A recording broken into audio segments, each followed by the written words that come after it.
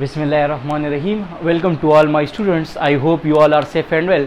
सो dear students, हमने start लिया था इससे पिछली वीडियो में एक नया चैप्टर स्टार्ट किया था बायोलॉजिकल मॉलिक्यूल, जिसमें हमने सिर्फ इंट्रोडक्शन पढ़ा था पूरा का पूरा बायोकेमिस्ट्री का, साथ ही साथ में बायोलॉजिकल मॉलिक्यूल और ऑर्गेनिक और इनऑर्गेनिक कंपाउंड का। और उसमें हमने पढ़ा था कि हम प्रोटीन, कार्बोहाइड्रेट्स, लिपिड्स और न्यूक्लिक एसिड को इस चैप्टर में डिटेल में स्टडी करने वाले हैं।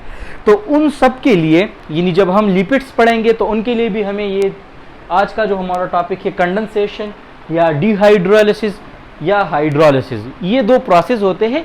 जब भी हम लिपिड्स को स्टडी करते हैं या प्रोटीन को स्टडी करते हैं, कार्बोहाइड्रेट्स को स्टडी करते हैं, न्यूक्लिक एसिड को स्टडी करते हैं, तो उसमें हम बोलते हैं कि कुछ मॉलिक्यूल्स जिसको हम मोनोमर बोलते हैं, स्मॉल यूनिट्स, वो आपस में इकट्ठे होके एक लार्ज मॉलिक्यूल बना लेता है जिसको हम पॉलीमर बोलते हैं। तो वो मॉलिक्यूल आपस में जो एक दूसरे के साथ मिलते हैं, बॉन्ड्स बनाते हैं और एक कम्प्लेक्स स्ट्रक्चर बनाता है, पॉलीमर बनाता है, उस प्रोसेस को हम क्या कहते हैं, जिस प्रोसेस के थ्रू वो होते हैं उसे हम कंडेंसेशन बोलते हैं। और अगर वो पॉलीमर यानी लार्ज मॉलिक्यूल है हमारे पास और उसकी ब्रेक डाउन होती है तो उस प्रोसेस को हम क्या बोलते हैं, हाइड्रोलिसिस। तो आज हम कंडेंसेशन और हाइड्रोलिसिस को डिटेल में समझने वाले हैं। ओके, तो सबसे पहले दो टर्म्स आपने याद रखनी है, polymer and monomer. What is polymer, what is monomer? Polymer को का दूसरा नाम है मैक्रो मॉलिक्यूल और मोनोमर का दूसरा नाम है माइक्रो मॉलिक्यूल। ओके, अब आपको पता है कि स्मॉल यूनिट्स आपस में मिलके, जिस तरह के हमारी बॉडी को देख ले, बहुत सारे सेल्स यानी बहुत सारे सेल्स इकट्ठे होके, स्मॉलेस्ट यूनिट क्या है, सेल है, वो इकट्ठे होके एक लार्ज हमारा पूरा का पूरा बॉडी बनाता है। तो इसी तरह यहाँ पर भी क्या है कि हमारे पास स्मॉल यूनिट्स कंबाइन होके, यानी अगर कार्बोहाइड्रेट्स बनेंगे तो उसमें ये जो ग्लूकोज है या फ्रक्टोज है वो मोनोमर्स कहलाते हैं और वो आपस में इकट्ठे होके एक लार्ज मॉलिक्यूल बनाएगा, जिस तरह के सेल्यूलोज हो गया, स्टार्च हो गया, ग्लाइकोजन हो गया। इसी तरह अगर आप हीमोग्लोबिन को देख ले, इसी तरह अगर आप इंसुलिन को देख ले तो वो किस चीज़ से, वो प्रोटीन है। एंजाइम्स को देख ले तो वो किस चीज़ से, अमाइनो एसिड से मिलकर बने होते हैं, लेकिन एक अमाइनो एसिड से नहीं मिलते। अब एक अमाइनो एसिड हमारे पास क्या है, मोनोमर है, स्मॉल मॉलिक्यूल है, स्मॉलेस्ट यूनिट है, और वो यूनिट्स आपस में इकट्ठे होके बहुत सारे 1100, 1500, 2000, 3000, 4000 वो मॉलिक्यूल्स इकट्ठे होके एक कम्प्लेक्स स्ट्रक्चर बना लेते हैं, एंजाइम्स बना लेते हैं। तो वो जिस प्रोसेस के थ्रू इकट्ठे होते हैं और वो जो स्ट्रक्चर बनता है तो उसको हम क्या बोलेंगे, पॉलीमर। यानी हमारे पास डिफरेंट एंजाइम्स है, वो भी पॉलीमर है। हमारे पास सेल्यूलोज हो गया, वो पॉलीमर है। तो सबसे पहले आपने माइक्रो मॉलिक्यूल और मैक्रो मॉलिक्यूल में ये डिफरेंस याद रखना है। अब क्या है कि मैंने यहाँ पर आपको लिखा हुआ है कि polymer and monomer, macro molecule and micro molecule, इन चारों को हमने डिटेल में आगे स्टडी करना है। तो पॉलीसेकेराइड, पॉलीसेकेराइड मीन कि बहुत सारे सेकेराइड मीन मोनोमर इकट्ठे होके एक कार्बोहाइड्रेट बना ले, जिसको हम कार्बोहाइड्रेट भी बोलते हैं, जिस तरह के स्टार्च हो गया, ग्लाइकोजन हो गया, सेल्यूलोज हो गया। तो ये सारे क्या है, कार्बोहाइड्रेट्स है। तो वो किन किन चीज़ों से मिलकर बने, इनके स्मॉलेस्ट यूनिट क्या है, मोनोसेकेराइड्स है। ओके, इसी तरह अगर हम प्रोटीन की बात कर ले तो प्रोटीन के मोनोमर्स क्या है, अमाइनो एसिड। ये लाजमी आपने याद रखने हैं, सिर्फ ये इंट्रोडक्टरी पार्ट है। ओके, लिपिड्स के मोनोमर्स क्या है, ग्लाइसरॉल और फैटी एसिड आपस में मिलके लिपिड्स बनाएंगे। और इसी तरह न्यूक्लिक एसिड, तो न्यूक्लियोटाइड्स मिलके आपस में न्यूक्लिक एसिड्स बनाएंगे। तो ये था अबाउट पॉलीमर एंड मोनोमर। अब आगे भी हम इसको डिस्कस करेंगे, क्योंकि डिफिनीशन में हम कंडेंसेशन और हाइड्रोलिसिस के डिफिनीशन में भी हम मोनोमर और पॉलीमर का जिक्र करेंगे। तो कंडेंसेशन प्रोसेस को स्टार्ट करते हैं कि क्या है हमारे पास, व्हेन टू मोनोमर्स, अब यहाँ पर बात आ गई है मोनोमर्स की, आर जॉइंट टुगेदर, एक दूसरे के साथ जॉइंट हो जाए, a hydroxyl group OH group is removed from one monomer and hydrogen from another monomer, the process is called condensation। अब क्या होगा कि दो मोनोमर आपस में कंबाइन होंगे और एक मोनोमर से OH आयन रिलीज होगा और दूसरे से H आयन रिलीज होगा और H2O मालिक्यूल की रिलीज होगी, यानी OH और H क्या होगा, H2O मालिक्यूल की रिलीज होगी और हमारे पास दो मोनोमर आपस में बॉन्ड्स बनाएंगे।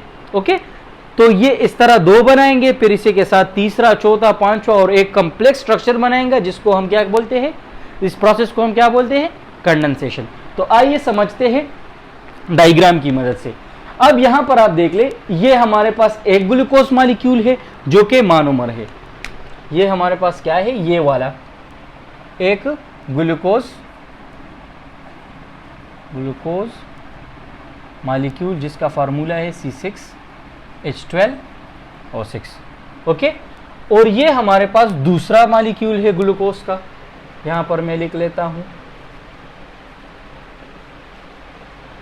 ये भी एक मोनोमर है, ये भी दूसरा मोनोमर है।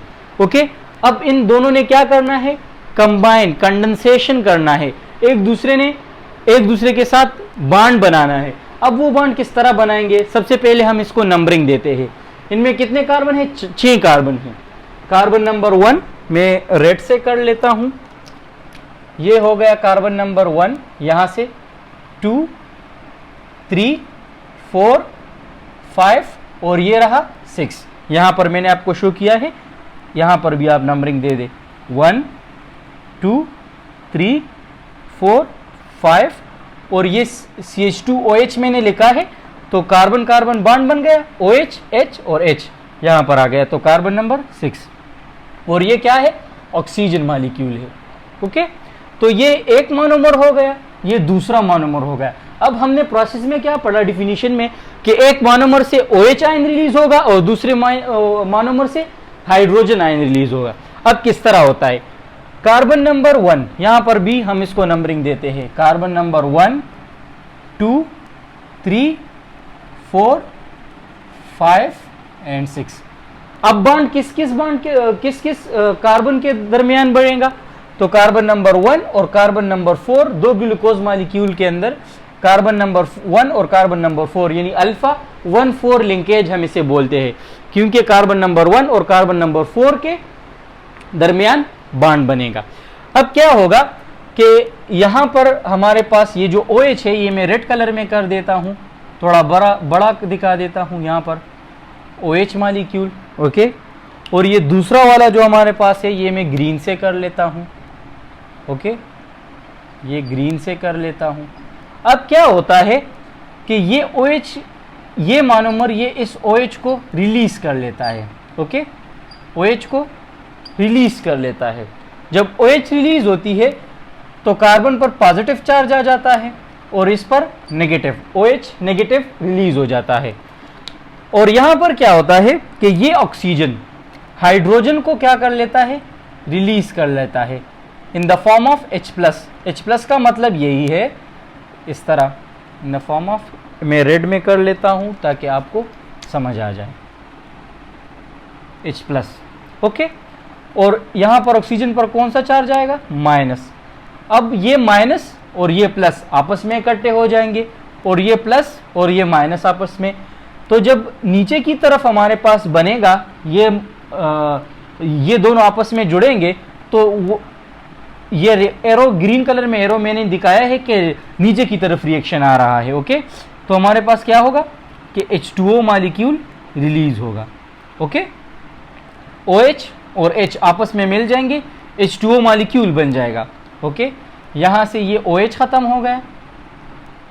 ओके, और यहां से ये H खत्म हो गया। अब H यहां पर आया है और OH यहां पर आ गया, यहां पर माइनस और यहां पर प्लस, तो ये कहां से बॉन्ड बनाएगा, यहां बॉन्ड बनाएगा कार्बन के साथ। यहां पर क्या है हमारे पास, O माइनस है तो O आ जाएगा, और यहां पर प्लस है तो O के दरमियान यानी ऑक्सीजन के दरमियान बॉन्ड बन जाएगा। अब यहां पर हमारे पास क्या रिलीज हो गया है, H2O मॉलिक्यूल। अब आप देख लो कि दो मोनोमर आपस में जुड़ गए और क्या हुआ कि H2O मॉलिक्यूल रिलीज हो गया। एक मोनोमर से OH आयन रिलीज हो गया और दूसरे से हाइड्रोजन आयन रिलीज हो गया। तो ये हमारे पास क्या है, कंडेंसेशन रिएक्शन। क्योंकि कंडेंसेशन क्या हो गया कि दो मोनोमर्स आपस में कंबाइन कर गए। अब इस तरह ये मैंने सिर्फ एग्जाम्पल आपको 2 मोनोमर्स का दिया, लेकिन इसके साथ अगर हम एग्जाम्पल ले लें सेल्यूलोज का, तो ये तो मोनोमर्स है, लेकिन सेल्यूलोज क्या है, एक पॉलीमर है, और उसके अंदर कितने ग्लूकोज मॉलिक्यूल आपस में मिलेंगे, 3000 एंड अबाउट 3000, यानी 3000 मॉलिक्यूल्स ग्लूकोज आपस में मिलके या 3000 से ज्यादा मॉलिक्यूल आपस में मिलके एक सेल्यूलोज पॉलीमर बनाएगा। तो पॉलीमर के अंदर कितने, 3000, तो यहां पर इसके साथ यानी 2 इस तरह, यहां से दोबारा 1,4 लिंकेज होगा, यानी दूसरा ग्लूकोज मॉलिक्यूल आएगा। इसी तरह क्या होगा, बहुत सारे ग्लूकोज मॉलिक्यूल यानी आपस में इकट्ठे होके through the process of condensation और एक पॉलीमर बनाएगा। तो मोनोमर इकट्ठे होके पॉलीमर बनाएंगे, और हर एक पॉलीमर के बनते वक्त एक वाटर मॉलिक्यूल रिलीज होगा। अब दूसरा प्रोसेस क्या है, हाइड्रोलिसिस। कंडेंसेशन तो समझ में आ गया होगा। Hydrolysis, the process by which the polymer are broken down to monomer by the addition of water. अब हाइड्रोलिसिस बिल्कुल उलट है कंडेंसेशन का। वहां पर वाटर मॉलिक्यूल क्या था, रिलीज हो गया था, रिमूव हो गया था। यहां पर वाटर मॉलिक्यूल ऐड होगा, और ये जो हमारे पास कॉम्प्लेक्स स्ट्रक्चर पॉलीमर बना है वो छोटे छोटे टुकड़ों में ब्रेक डाउन होगी उसकी। ओके, यानी पॉलीमर से मोनोमर बनेंगे। अब फर्ज करें हमारे पास ये एक स्टार्च मॉलिक्यूल है, उसके मैं सिर्फ दो मोनोमर्स को लेता हूं। ये एक मोनोमर हो गया, ये दूसरा मोनोमर हो गया, ये बॉन्ड यहां पर बन गया है। अब हाइड्रोजन क्या होगा, ऐड होगा। हाइड्रोजन क्या होगा, ऐड होगा। जब ये ऊपर की तरफ जाएगा, ये रेड एरो मैंने शो किया हुआ है, तो क्या होगा, यहां पर रिलीज हुआ था H2O मॉलिक्यूल, और यहां पर क्या होगा, ऐड होगा।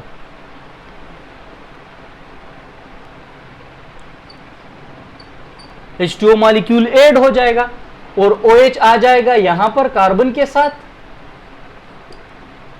H2O से OH यहां कार्बन के साथ आ जाएगा, और ऑक्सीजन के साथ हाइड्रोजन आ जाएगा। ओके, यहां पर हाइड्रोजन आ जाएगा। तो अब यहां पर OH और यहां पर भी OH आ गया।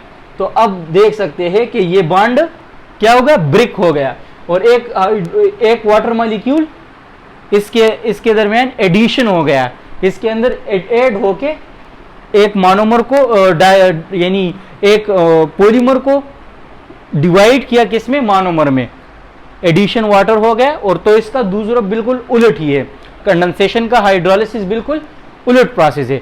तो आई होप आपको ये समझ आ गया होगा कि what is polymer, what is monomer, and what is condensation, and what is hydrolysis.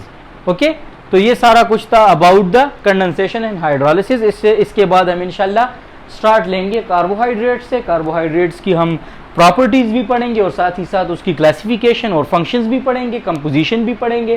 फिर उसके बाद प्रोटीन, लिपिड्स और न्यूक्लिक एसिड।